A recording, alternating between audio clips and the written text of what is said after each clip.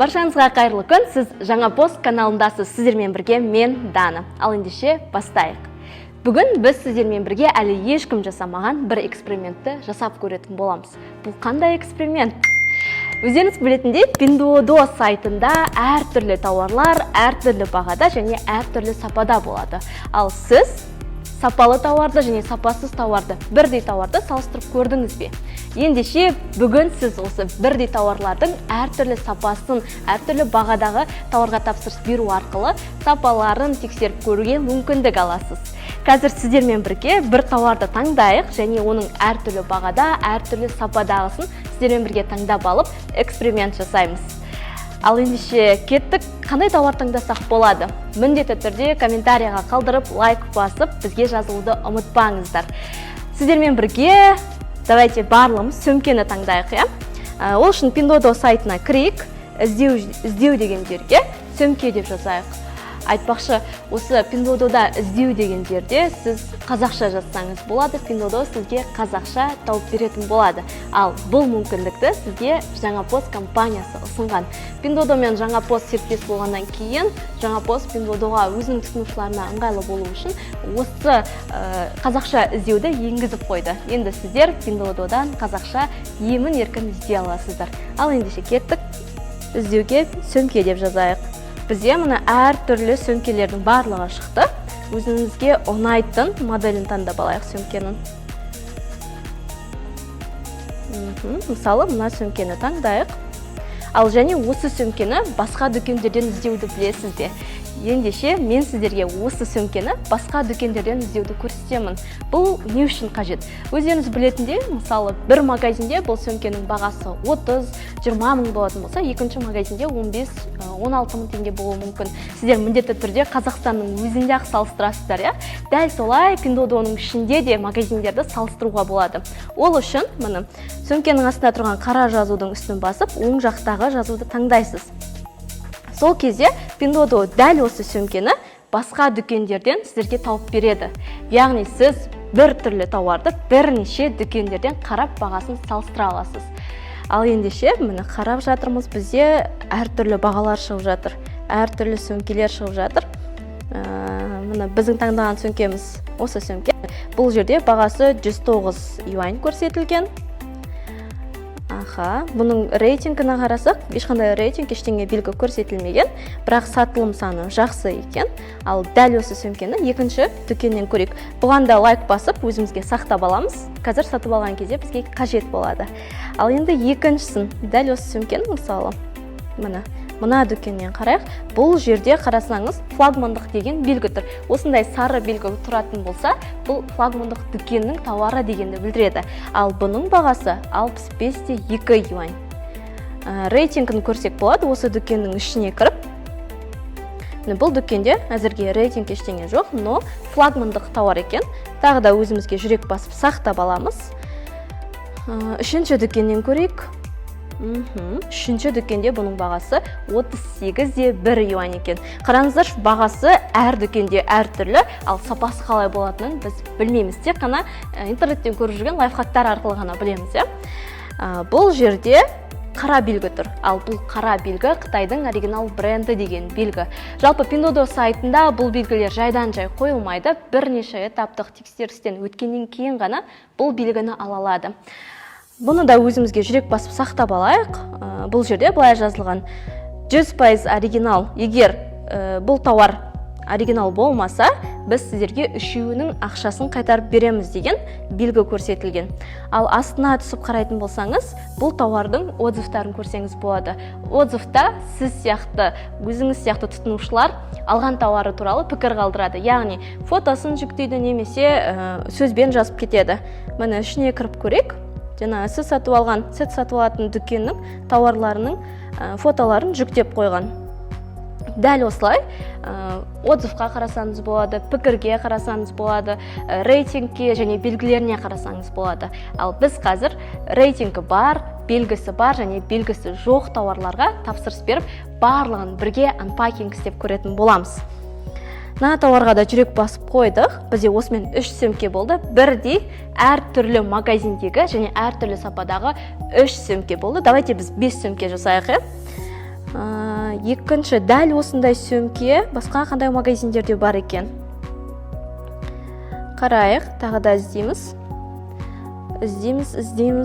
Міне, дәл сол сөмке 53,3 юань дейді. Тоже жүрек басып қоямыз үстіне қарай. Көтеріліп, астындағы отзывтарын бір қарап шығайық. Бұл жерде де біреуі жалған болса, үшеуінің ақшасын төлейміз деген белгі тұр екен. Бірақ ешқандай қара белгі немесе флагмандық белгі, субсидияланған тауар деген ешқандай белгілері жоқ. Бұған да жүрек басып қоямыз. Сонымен бізде қазір 4 тауар болды. Тағы да біреуін таңдайық. Ендігісі бұл бізде 64,5 юаньдық тауар екен. Мына сөмке дәл сол сөмке, бірақ басқа магазинде. Бұл сөмкенің жанында флагмандық деген белгі тұр. Негізі флагмандық тауарларды қорықпай ала беруге болады. 70%, 70-75% сіздерге тауарларыңыз дұрыс келеді. Так, флагмандық белгісі бар тауарға да жүрек қойып қойдық. Осымен бізде корзинаның ішіне кіріп қарайық, қанша тауар бар болды. Мына корзинаның ішіне кіреміз.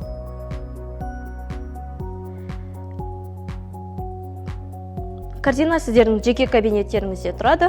Осы корзинаға кірген кезде міне 1, 2, 3, 4 және 5. 6 болып кетіпті. Біз 5-еуіне тапсырыс берейік. Давайте біз 5 осы сөмкеге тапсырыс берейік. Және де айта кетсек, сіздер корзинаға жинап алатын болсаңыздар, комиссияны аз төлейсіздер. Ал егер сіз бір тауарды жеке өзін сол жерде сатып алатын болсаңыз, әрбір тауарға 2 юань комиссия төлейтін боласыздар. Ал осылай мен сияқты корзинаға жинап сатып алатын болсаңыз, жалпы тауарыңыздың сомасын 3% ғана төлейсіз. Яғни сіз 5 затқа примерно 2-3 юань ғана төлейсіз. Бұл әлде қайда сіз үшін өте ыңғайлы болады. Себебі әрбір тауарға 2 юаньнан қарағанда, барлық тауарға 2-3 юань төлеген ыңғайлы болады. Өзімізге керек тауарлардың барлығын белгілеп алайық. Мына сөмке керек бізге. Осы жерден бірден түрін таңдайсыздар. Таңдадық. Екінші мына сөмке. Тоже түсін таңдап аласыздар. Үшінші. Тағы да түсін таңдап алайын. Төртінші сөмке.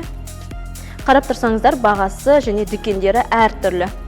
Бесінші сөмке. Осымен 5 сөмкені таңдап алдық. Бағасы 339,67 юань болды. Қазір осыған сіздермен бірге покупка жасайтын боламыз. Міндетті түрде покупка жасайтын кезде, сатып алатын кезде міндетті түрде осы жерге назар аударыңыздар. Бірінші сіздің өзіңіздің аты жөніңіз тұрады, ал екіншісі тіке филиалға жеткізу деген жерде жаңа пост таңдалып тұруы қажет. Сол кезде ғана сіз тауарыңызды 24/7 бақылай аласыз, кез келген уақытта көре аласыз, және де ең бастысы тауарыңыздың логистикалық құнын алдын ала есептей аласыз. Ал ендеше тапсырыс берейік. Мұны сіздермен бірге қазір 5 сөмкеге төлем жасап жатырмыз. Төлем сәтті түрде өтті. Мұны сіздермен бірге жаңа пост арқылы Қытайдан Pinduoduo сайтынан 5 сөмкеге тапсырыс бердік. 5 сөмкенің барлық құны, таза тауардың құны 300 юаньға шықты. 300 юань дегеніміз бұл қазақстандық теңгемен алған кезде примерно 20-22 мың теңге болады. 22 мың теңге болады. Олаңыздаршы 22 мың теңгеге сіздер Қазақстанда бір сөмке алуларыңызға болады. Қазақстанда сөмкелердің бағасы негізі 15-20 мыңның арасы ғой. Қазақстанда бір сөмкенің бағасына біз Pinduoduo сайты арқылы 5 сөмкеге тапсырыс бердік. Ал енді осы сөмкелердің сапасын қалай келгенін бірге тамашалайық. Біздің тапсырыс берген сөмкелеріміз бүгін бөлімшеге келді. Қазір бөлімшедемін. Тауарларымызды алып, сіздермен бірге анпакинг жасайтын боламыз. Ал ендеше кеттік. Қайырлы күн, саламатсыздар ма? Тауарымда. Рахмет, көп.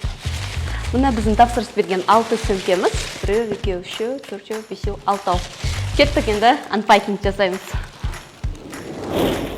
Мына тауарларымыз қолымызда, ал енді әрі қарай жалғастырамыз. Бұл жерде өздеріңіз білетіндей бренд тауар, флагман және рейтингке қараған, просто таг алған тауарларымыз бар. Бірге ашып көрейік.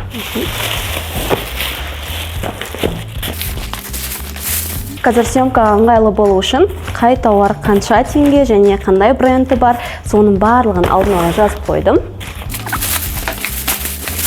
Мына біздің 6 сөмкеміз. 6-ы да бірдей түсті. Бір-бірден ашып қарайық. Мына ең арзан алған сөмкеден бастаймын. Сапасы барлығы қалай болады, сіздермен бірге көреміз. Менің өзіме де қызық болып тұр. Бұл біздің бірінші экспериментіміз.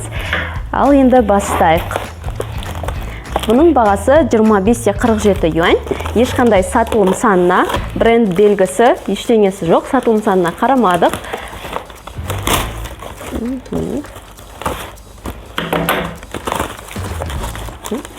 Сыйлық ретінде резинка салып жіберіпті.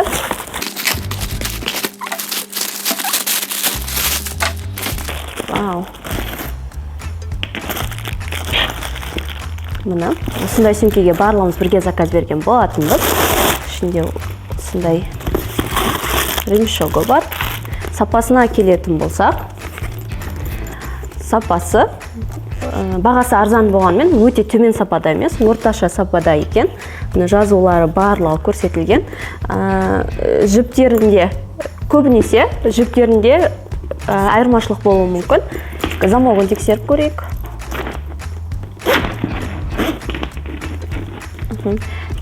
Замогы жақсы жабылады, бірақ кішкене кедергісі бар. Екінші бұл бізде белдігі, ремешогы.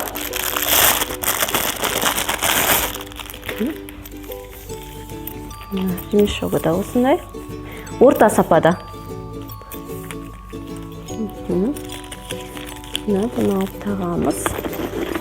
Одан кейін осындай украшениясы бар. Осы жерге тағып қоямыз. Бұның өкінішке орай, өздеріңіз көріп тұрғандай, жіптерінен кішкене ақаулық бар. Жіптері дұрыс тігілмеген екен. Бұл ең төмен сападағы біздің сөмкеміз. Бұл видео бізде эксперименттік видео, өздеріңіз білетіндей, бірдей сөмкенің әртүрлі бағасындағы, әртүрлі сапасындағысын алып жатырмыз. Мына ең төмен біздегі бағадағы сөмкені алдық. Бұл жерде жіптерімен кішкене, тігістерімен кішкене ақаулықтар болды. Негізінен сапасы орта сападағы тауарларға жатады. Бұл бізде алған ең арзан сөмкеміз эксперимент ретінде 25-47 юань. Қазір бұның теңгемен бағасын айтамын. Бұның өзінің таза бағасы 1700 теңге. Ал доставкасына келетін болсақ, барлық сөмкелерде доставкасы мына 700 грамм. Мына жерде де 700 грамм, мына жақта да 700 грамм деп жазылған. Барлық сөмкеміздің доставкасы бірдей. Доставка бұл 1300 теңгені құрады. Яғни 1700-ге қосамыз, тағы да 1300 теңге доставканы. Сол кезде бізде 3000 теңге шығады. Яғни ең арзан Қытайдан алған сөмкеміз 3000 теңгені құрады. Бұл бірінші эксперименттегі сөмкеміз, қазір екіншісін ашып көреміз. Бұл сөмкені біз ешқандай белгісіне, сатылым саны, ештеңесіне қарамай ең арзан бағасындағын алдық. Бұл жердегі ең басты минус бұл тігістері өте нашар болып келуі, бірақ иісі, бұлай ұстауға келгендегі түрі, түсі барлығы ойдағыдай келді. Екінші тауарымызды ашайық, Екінші тауарымызды ашайық,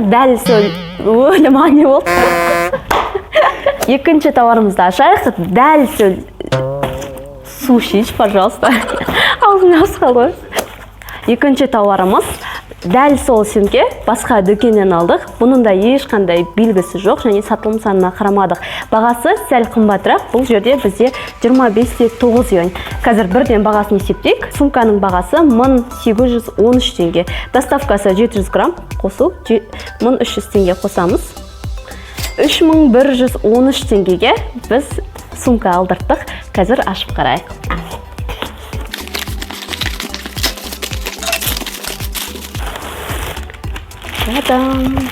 Дәл сондай қаптама. Сумкалардың қаптамасы. Тура ішінде осындай пакеті бар. Ремешок. Ал енді бұл сөмке тігісі барлығы жақсы болып тұр. Бірінші сөмкеден қарағанда сөмкенің өзінің тігісі өте жақсы көрініп тұр. Ал енді ремешокты ашып қарайық.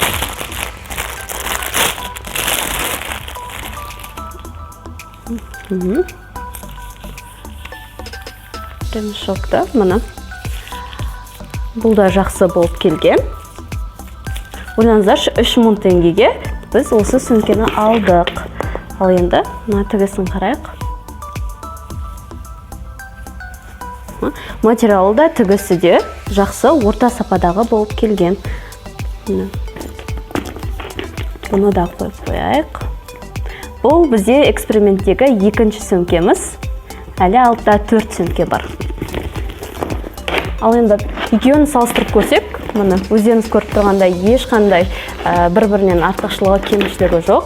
Екеуі дәл бірдей сөмке. Біріншісінің бағасы 3000 теңге, екіншісінің бағасы бізде қанша теңге болды жаңа? Екіншісінің бағасы 3113 теңге болды. Дәл сол екеуінің сапасы бірдей. Қазір замогын жауып көрейік.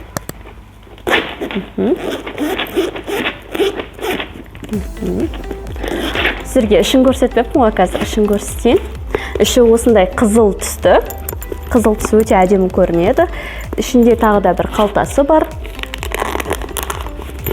Ішінде негізі біраз зат сияды. Бұны да осы жерге қойып қояйық. Екеуінің сапасы бірдей, бірақ тігісі жағынан кішкене екінші дүкен алдыға озды. Бұл біздегі эксперименттегі екінші сөмке. Ал енді мына 4 сөмке, бұл жерде біз сатылым санына, бренд белгілеріне қарадық. Қазір енді үшінші сөмкемізді ашып көрейік. Ал енді біз үшінші сөмкеміз, эксперименттің үшінші кезеңіне келдік. Бұл бізде дәл сондай сөмке, басқа дүкеннен алдық, бірақ бұл дүкеннің рейтингі сөмкелер бойынша бірінші, және бұның бағасы бізде 34 юань. 34 юаньды бірден сіздерге бағасын есептеп көрсетейік. Бұның бағасы 2380 теңге. Бұған доставканы қосамыз, міндетті түрде доставканы да есептеуді ұмытпаңыздар. Бұл сөмкенің бағасы бізде Қытайдан Қазақстанға мұны 3680 теңгеге келді. Бұның мұна сөмкелерден айырмашылығы рейтингі бірінші орында тұр. Ал енді бұл сөмкені ашып көрейік. Қаптамасы осылай болып келді. Мұны сөмкеміздің өзі. Ішіндегі ауасы бар пакет. Тура сондай ремешок. Ал енді рейтингі бірінші болған сөмкенің сапасын бірге тексерейік. Бірінші замогынан бастайық. Замогы өте жақсы жабылады. Тігістеріне мән берейік. Мұны тігістерін өздеріңізде көріп тұрсыздар. Тігістері өте жақсы. Сөмкенің өзінің тұруы, мұны аяғындағы аяқтары өте жақсы келген. Мұны байқасаңыздар, мұна сөмкенің аяқтары кішкене, сөмке дұрыс тұрған жоқ. Ал мұна сөмкенің аяқтары барлығы дұрыс жұмыс істеп тұр. Тігістері маған өте қатты ұнады. Ал енді ремешогын ашып көрейік.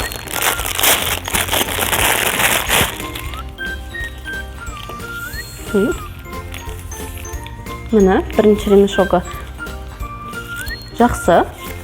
Тігіс ешқандай артық тігіс, артық жіптері жоқ екен. Ал енді мына материалын қарайық. Материалы да қатты бір. Мына сөмкелерден қарағанда айырмашылығы жоқ. Бірақ тігістері жақсы, ешқандай артық жіптері жоқ. Тігістері жақсы болып келді. Ал енді ең бастысы бізде көбінесе Қытайдан келген кезде иіске мән береміз. Сол қазір иісін көрейін. Артық иістері бар ма? Артық ешқандай иісі жоқ. Барлығы жақсы. Іші дәл сондай қызыл, бір қалтасы бар.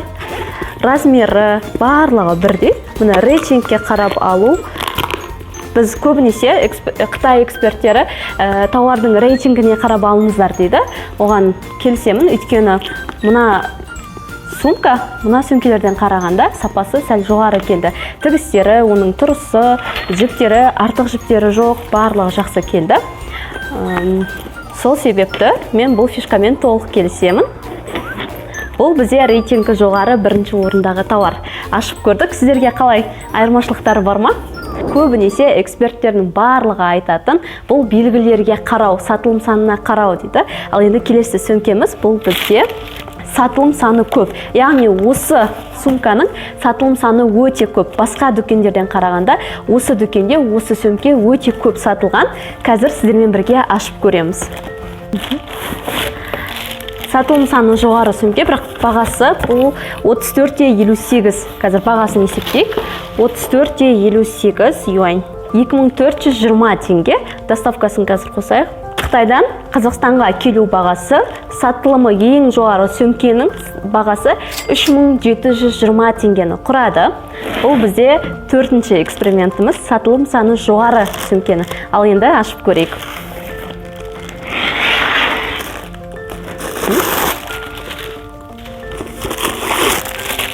Мына дәл сол сөмке басқа дүкеннен қарадық.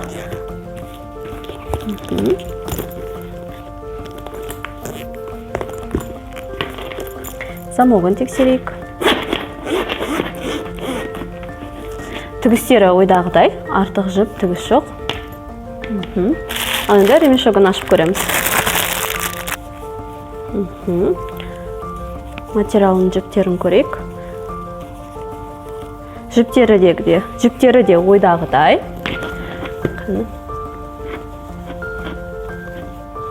Ал енді өзінің ремешок белдігін көрейік. Белдіктері негізі осы 4 сөмке аштық, осы 4 сөмкенде белдіктерінің барлығы жақсы болып келді. Материалдары бірдей сияқты, жақсы. Тек қана тігістерінде айырмашылықтарды байқадым. Ал ішіне келетін болсақ, ішінің тігістері де барлығы өте керемет. Іші де қызыл, барлығы бірдей. Сатылымы жоғары, тауардың да сапасы жақсы болып келді. Бұл бізде 4-ші эксперименттегі сөмкеміз. Сатылым санына қарауда бұл бір фишка. Сатылым санына қарап алсаңыздар да болады. Яғни, ешқандай сатылым санына қарамай, сатылым саны өте төмен сөмкелерден қарағанда, бұлардың сапасы өте жақсы болып келді. Бұл бізде 4-ші сөмкеміз. Ал енді 5-ші, 6-ші сөмкеміз бұл бізде бренд және флагмандық дүкеннен алынған болатын. Бұны біз осымен 4 сөмкеге эксперимент жасадық. Сіздерге қалай видео ұнап жатыр ма? Өздеріңіздің комментарияларыңызды, міндетті түрде кері байланыстарыңызды төменге қалдыра кетіңіздер. Ал енді ең қызық жеріне келдік. Бұл бізде біреуі бренд, біреуі флагман дүкеннен алынған тура осындай сөмкелер. Негізі сіздер тауар алған кезде қайсына көп қарайсыздар? Брендке ма, әлде флагманға ма, әлде сатылым санына ма? Міндетті түрде өз ойларыңызды бөлісе кетіңіздер, барынша белсенді болыңыздар. Ал ендеше жалғастырайық. Қайсынан бірінші ашайық? Флагман және бренд. Бағасына қарайық, иә. Бұны бренд сөмке, бұл 30 юань екен. Бағасы 2100 теңге. Доставкасымен есептегенде 3400 теңгеге біздің бренд, Қытайдың оригинал бренд тауары сөмкесі біздің қолымызға келді. Ал енді бұны ашайық. Вау! Дәл сол сөмке. Қазір енді сапасын тексерейік.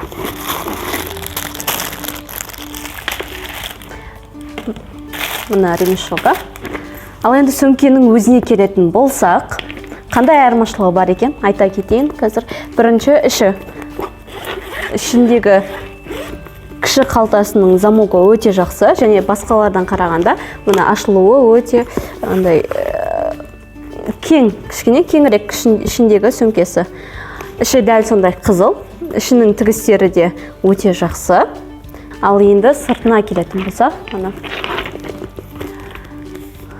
жазуы барлығы бірдей, тігістері өте ұқыпты тігілген. Ручкалары мына барлығы. Бұл сатылым саны және рейтингі жоғары дүкеннің тауарларына өте ұқсас. Бір қатты айырмашылық көріп тұрған жоқпын. Ал енді ремешоктарын ашып көрейік. Ең басты айырмашылық осы жерде болып жатыр бізде. Қазір бұны ашып көреміз. Мына белдігі. Белдігінің жіптері және темірлері өте сапалы жасалған. Кішкене бір айырмашылығы бар осы белдігінде. Мына тауармен салыстырғанда белдігінің материалы жағымдырақ кішкене. Ал енді өзінің украшениясының аксессуарын көрейік. Жібі жақсы тігілген, материалы да жақсы. Қояймыз жерге. Материалы барлығы жақсы болып келді. Ешқандай артық иісі жоқ. Тігістері барлығы қалпында. Енді замогын көрейік. Замогы да өте жақсы істеп тұр. Бұл рейтингі жоғары және де сатылым саны жоғары тауарлармен ұқсас болып келді. Бірақ сонда да кішкене болсын айырмашылығы бар качество жағынан. Қолға ұстаған кезде өзі білінеді.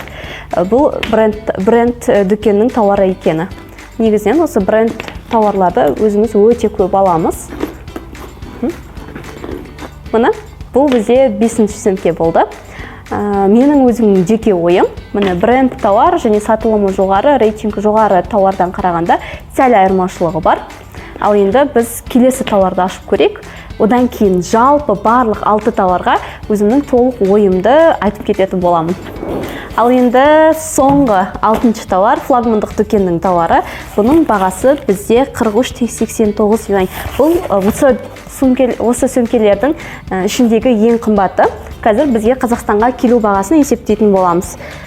Өзінің бағасы 43,89 юань. Өзінің бағасы 3072 теңге. Енді доставкасын қосамыз. 4372 теңгеге Қазақстанға келді. Енді ішін ашып көрейік. Қандай айырмашылығы бар екен, толық айтатын боламын.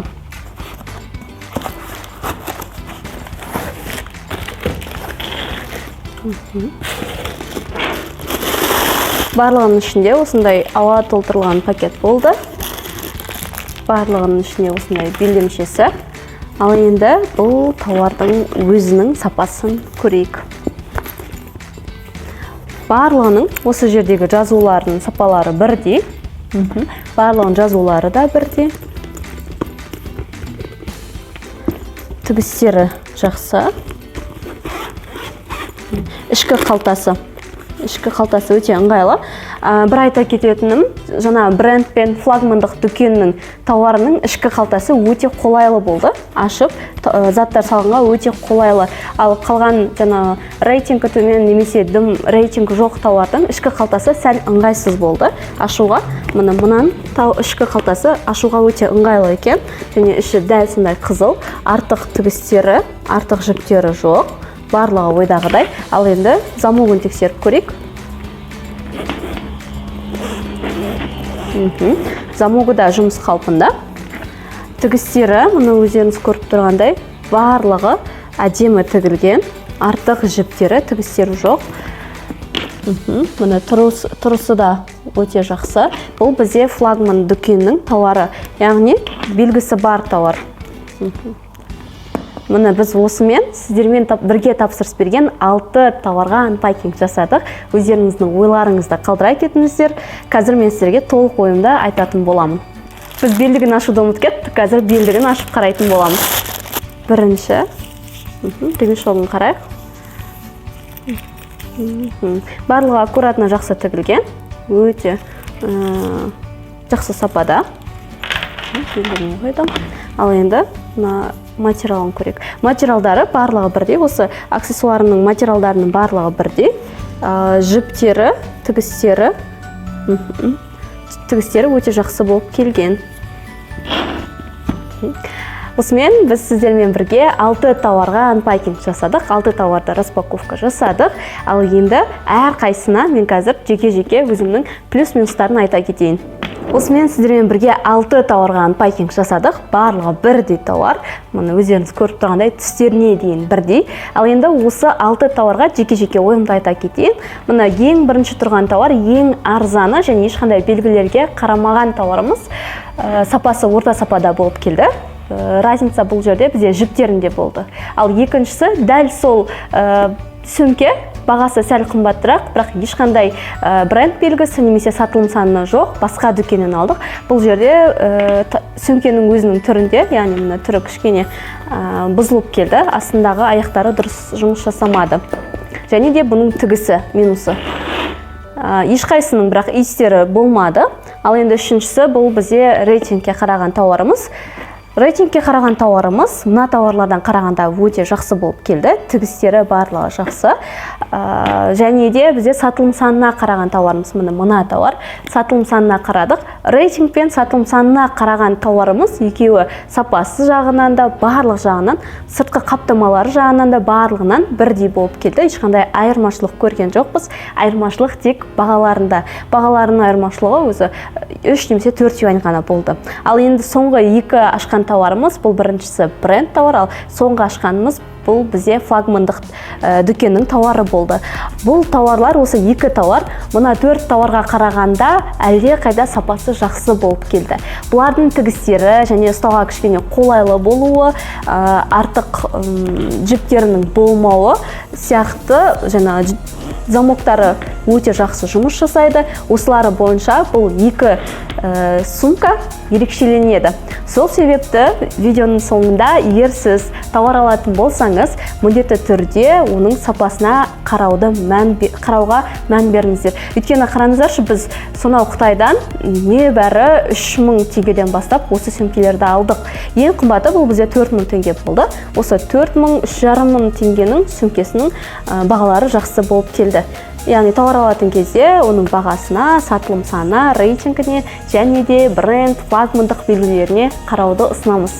Мен бірге мұны бүгін бірінші рет осындай 6 тауарды алып эксперимент жасап көрдік. Бұл айдар сіздерге ұнады ма? Егер ұнаса, барынша белсенді болыңыздар. Біз алдағы уақытта дәл осы айдарды жалғастыратын боламыз.